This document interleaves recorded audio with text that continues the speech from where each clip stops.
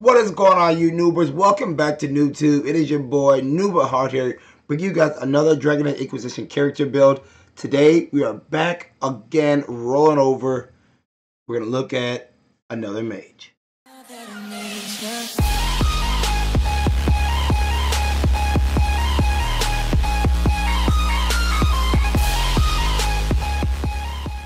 Alright, so today we're going to be looking at the Elementalist. This was actually my third favorite mage. If you guys have watched my Necromancer video, I talked a little bit about it. It was very hard to choose between either doing the Necromancer or the Elementalist second. But regardless, I'll get into both of them, just in what order. So going down the skill tree, going down the destruction skill tree, you have Immortalite is starting off with the back, so you don't have to worry about a point there. You're going to get fire damage for 400% weapon. You're going to do 400% burning damage per second for 8 seconds. Area effect of 3 meters, cooldown time of 16 seconds, and it costs 35 mana. You will use 1 point to upgrade this guy, which is going to give you an additional 100% weapon damage from fire and an extra 200% burning damage per second with a reduction of 4 on the cooldown time. Conductive current, the more magical energy you expend, the more damage your spells do. For every 5 missing mana, for every 10 missing mana, you're going to get 5% bonus damage and then additional +3 on magic. Going down the next flashpoint, you land a critical hit, your next spell does not trigger a cooldown period, which this is huge when it comes down to using meteors. If you use meteors and one of your meteors strike critically, you can almost use your meteors again right away. So that's actually big there. Cooldown time is 10 seconds and it gives you additional +3 on magic again. Defiant, the elemental dedication to the cause of the Mage freedom spurs him to fight even harder. Additional +5 on magic and a +4 on cunning. Again, these are one of those passives where you use that point at 18, 19 when you're pretty much specced out, pretty much have everything you need. Just want to not sit around and have an additional point. This is what you use it for. Passive, clean burn. You spell burn run any ambient magic that would otherwise slow down your casting. Every spell you cast shortens your active cooldown time. This is awesome. Now, your spells are the actual spell. You know, your R1, triangle, square, circle. It is not your staff. Okay? So anytime you cast a regular spell that you're pressing R1, triangle, square, circle, you're going to reduce all your cooldowns by 1 second. This also gives you additional +3 on willpower.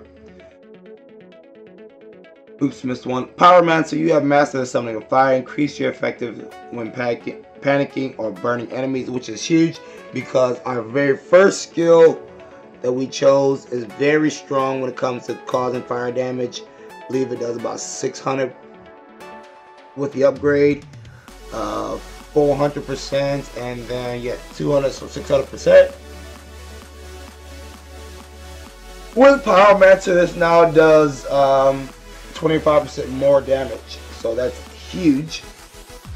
Stormbringer is, like, in my opinion, having another active skill, one that activates passively.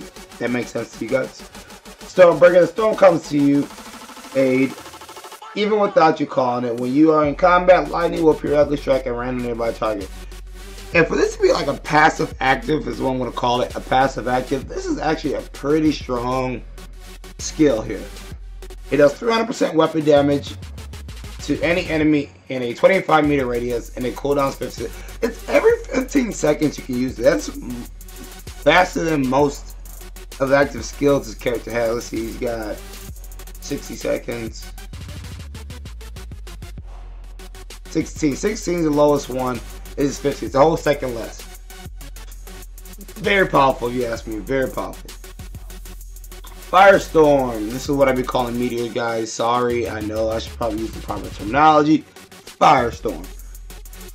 You summon flaming meteors, raining fire down upon all enemies over the area of the next several seconds.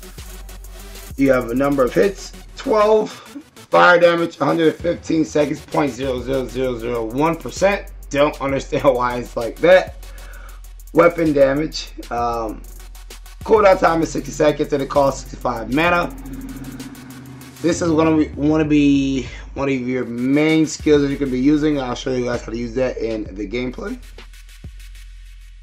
Energy Barrage, you launch a salvo of Elemental Blast from your staff that hones in on targets ahead of you. And again, another 12 projectiles doing 110% weapon damage. Cooldown time 16 seconds and costs a whopping 50 mana. I did use a point to upgrade it to Energy Bombardment. Each hit from your staff lowers the target resistance to your staff type for a short time.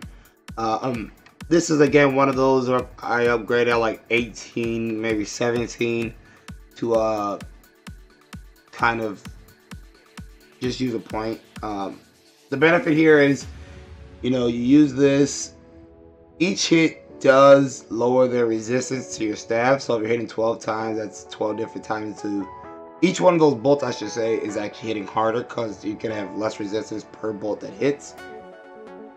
Going down the next one, Controlled Winter Grasp. I did spec this out. This is what I used at the early stages until I got Frost Step. But Winter Grasp does 200% ice damage. Freeze duration is 4 seconds. Chill duration is 8 seconds. And cooldown time is 16 seconds. And then again, a big whopping 15 mana requirement. I did upgrade it just to increase my AoE due to the fact that now with the upgrade, I have the ability to chill nearby enemies. So slowing them down, helping the team kill them out a little bit there. Onto the Peaceful Aura passive skill. Your Aura Tranquility makes enemies less likely to attack you in combat, even when you are damaging them. This is huge because we all know that mages have a crappy health pool unless you are way up there in promotions. Third reduction is reduced by 50%, and you get an additional +3 on willpower, so enemies are less likely to hit you, and you get a little bit more health. Can't go wrong with that. Frost Step. Passing through enemies hurts them and leaves them chilled. 300% weapon damage and a chill duration of 8 seconds. Go ahead and upgrade that. Oh, look at it. Frost Step lasts for 2 seconds and cooldown time 12 seconds. Then go ahead and upgrade that and get Frost Step and get 300% weapon damage and an 8% chill second. On to our next passive. Winter Stillness. By standing still, you enter into a meditative state that restores your mana at a enhanced rate and reduces all cooldown times. So this is good here because if we see our mana getting a little low, well, we stand still just for a few seconds. Actually, 3 seconds here is what the threshold is for it, and we can regenerate our mana back 50% faster than we normally would. So it just helps us get our mana back and then be able to go ahead and crush with our skills. You also get an additional 3 on willpower. So it's just strength there, so that's always good to have. Gathering Storm. This is now what you really want. This is a strong passive for any mage. Most mages have this in some fashion. Gathering Storm, your staff's energy to fill the area with sympathetic magic. Each basic attack shortens your extra cooldown time. Each attack reduces your cooldown time by half a second, and then again another additional 3 on willpower. And then for our last passive, Guardian Spirit, definitely want to have something like this for any mages. I mean, you don't have to, but I would recommend it. A protective barrier, excuse me, there we go. Freeze into place around you automatically when you are badly injured. Barrier is 100% and it can't use it again for another 60 seconds. So every 60 seconds, this barrier can come back. But if you get badly wounded and 5 seconds later, you're badly wounded again, well, the barrier is not going to pop up and you most likely are going to die. So that's it for actives and passives.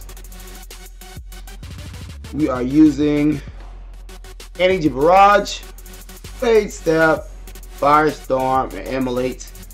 And I did use the Winter Grass at the earlier stages. You can continue to use it if you want to. You do not have to get Frost Step, but I used it because I like Frost Step a little better. Definitely helps get out of a pinch. Alright, going on to our weapon. Same weapon I've been using for a while now. I did recently acquire this one, but it's not better than what I'm using. I am using the Staff of the Dragon. I've been using this now for a good majority of my mages. You guys watched any of the other videos. If not, you should go check those out. It has 81 fire damage, 25 spirit damage due to the superb spirit rune, plus 41 attack, plus 7 critical chance, plus 8 heal on kill.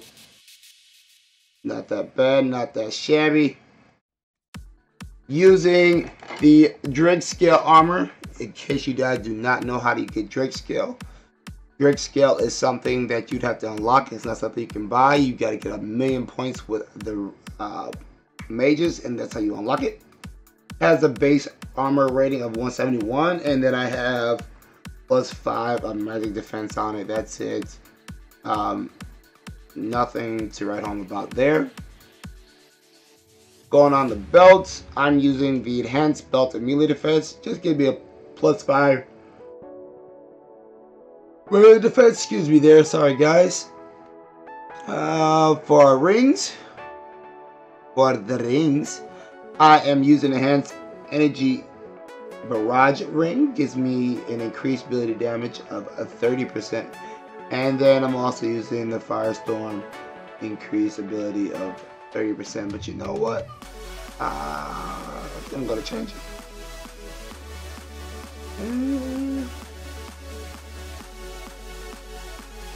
I can't read it.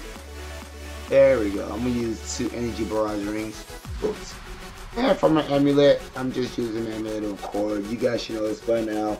The wearer of this amulet generates slightly less threat than normal when attacking. And that's about it. That's it. So that's my weapons, accessories. I'll see you guys in some gameplay. Alright folks, so here we are on wave 5, going to plant the banner. I'm actually in a party with 2 other mages. It looks like a keeper and a arcane warrior. But you guys will see me spam immolate as well as energy barrage, and then if I see myself being surrounded, then you guys will see me use the meteors. Back up I go.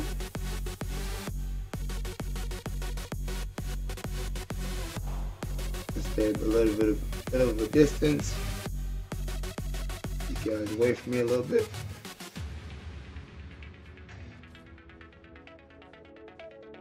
Let's sell some rock armor. There we go. Then what I'll do, I'll come here and use this. There we go. Just a little help. That emulates. Away from a little bit of that fighting. There we go. The mages are not nice. Not nice at all. You see?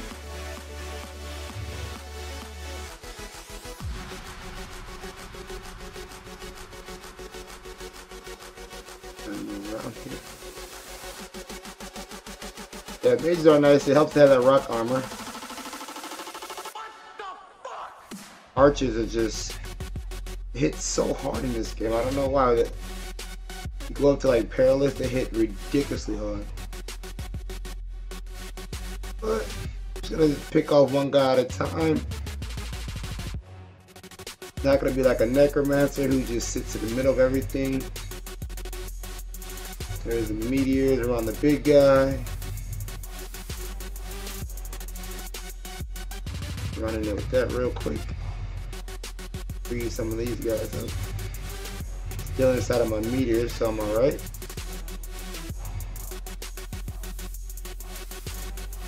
There we go.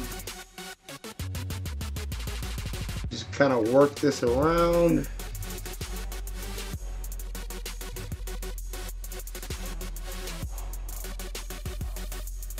Kind of almost went down real quick at the very beginning there, but fixed it. Away from that fighting a little bit. Get some of these archers out of here. You want to do so much damage.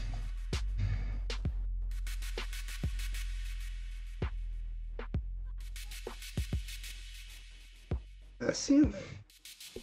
Nice. And we have one little guy left. Pretty big guy at that. And there he is. So that's pretty much about it. You're not going to want to fight up front with anybody, really, guys. You're going to want to kind of stay back. Hang a little tight, you know. Just pick off one enemy at a time. Basically, the usual flanking routes or flanking rules, however you want to say it. And that's it. Use your meteors when you're, you know, like I could use there. I used it twice for 2 reasons. One, I was being surrounded, and second, around the big boss where there's a group of enemies. So that worked out. One, I was killing them and I was getting health back. You're going to use Immolate just to do massive damage. Energy Barrage just to, again, finish off enemies. And just keep on fighting. Keep on using basic skills to increase your cooldown time of your active skills. And you'll have no issues in this guy. Alright?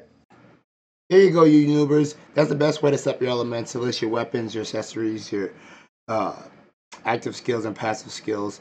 And as you saw all the way in the game, that is the best strategy to use it as far as the situation you get in.